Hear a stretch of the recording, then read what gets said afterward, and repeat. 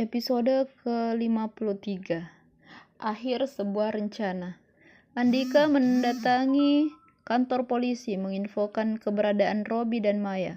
Polisi bergerak cepat menghubungi polsek tempat Robi dan Maya berada. Mereka meminta bantuan untuk mengamankan kedua orang tersebut. Tak butuh waktu lama, surat penangkapan Robi dan Maya segera dikeluarkan. Semua pos polisi telah menerima salinan wajah mereka, agar jika mereka melintas, agar segera diamankan. Andika diminta pulang jika mereka telah ditangkap, nanti akan diinformasikan. Adam menelpon Robi mengabarkan jika dirinya sudah ada di posisi yang telah disepakati. Dia meminta agar Robi segera mengantar Maya karena waktunya tak banyak, dia masih punya job yang harus dikerjakan. Robi membangunkan Maya, memintanya segera bersiap karena penghulu telah menunggu. Tak butuh waktu lama mereka berdua telah siap. Baru saja mereka menutup pintu mobil dan Robi menyalakan mesin, tiba-tiba. "Stop, turun dari mobil," teriak seorang polisi yang menghadang mobil Robi.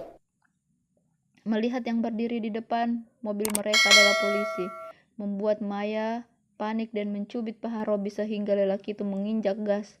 Tak ayal polisi yang sedang di depan mobil tertabrak. Dia terpental dan menghantam tiang listrik. Tak berhenti sampai di situ, bukannya berhenti, Robi malah menambah kecepatan. Polisi yang lain sebagian menolong rekannya, sebagian lagi mengejar mobil Robi. Kejar-kejaran di jalan raya tak terelakkan. Maya hanya bisa berpegangan pada pegangan pintu, menyuruh Robi berhenti pun tak mungkin. Suara sirine berbunyi membuat suasana pengejaran semakin mencekam.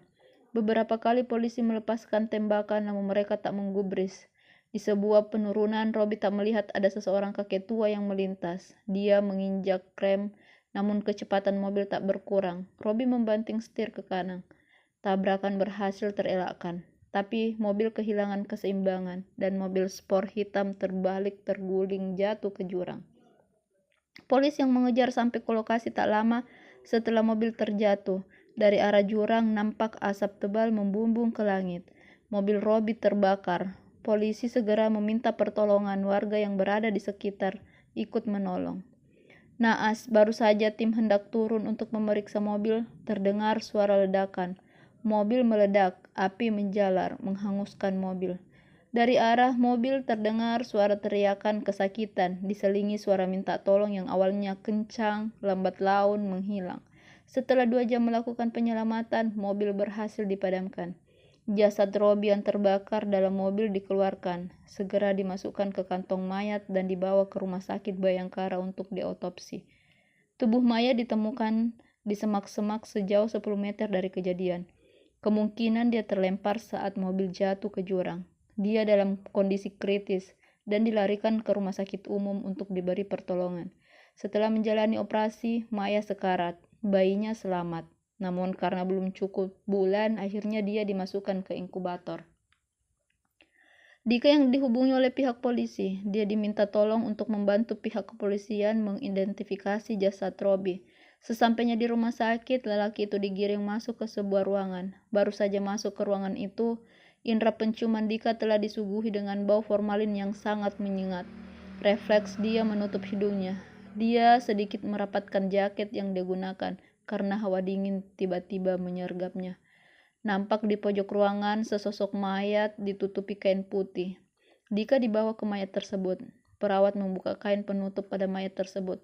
Nampaklah seseorang sedang terbujur kaku dengan luka bakar di semua tubuhnya. Tak ada yang utuh. Aroma daging terbakar masih jelas dicium oleh Dika. Dia berkali-kali menelan liur agak tak muntah di tempat itu. Setelah memastikan jika mayat tersebut adalah Robi, Dika pamit pulang. Tak tahan berlama-lama di tempat itu, sebelum pulang dia sempat diberi informasi soal Maya dan anaknya. Karena penasaran membuat Dika menuju rumah sakit tempat Maya dirawat. Karena saat kecelakaan, tas Maya ikut terbakar sehingga sulit oleh pihak kepolisian mengidentifikasi Maya. Hal itu menguntungkan Dika, dia mengaku sebagai kakak Maya, sehingga dengan leluasa lelaki itu bisa masuk ke ruang perawatan wanita itu. "Bro, aku masih perlu bantuanmu," ucap Dika ketika menelpon Adam. "Apa itu?" tanya Adam. "Melanjutkan eksekusi." Wanitanya masih hidup, sekarang dirawat di rumah sakit umum di kamar perawatan kelas 3, ruangan anggrek, kamar paling ujung setelah pintu masuk, jelas Dika. Oke, tunggu sebentar lagi aku ke situ. Adam yang kali ini sedang janjian untuk bertemu dengan kakak sepupunya segera berlalu. Dia memberitahu sepupunya bahwa pertemuan mereka batal karena ada urusan. Motor Ducati Sport milik Adam melaju membelah jalan raya. Dia mengendap masuk ke ruang keamanan.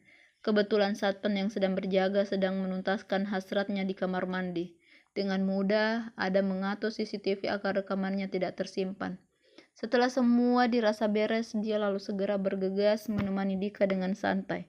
Lelaki itu melihat Dika sedang duduk di depan pintu. Lelaki itu sengaja menunggu Adam.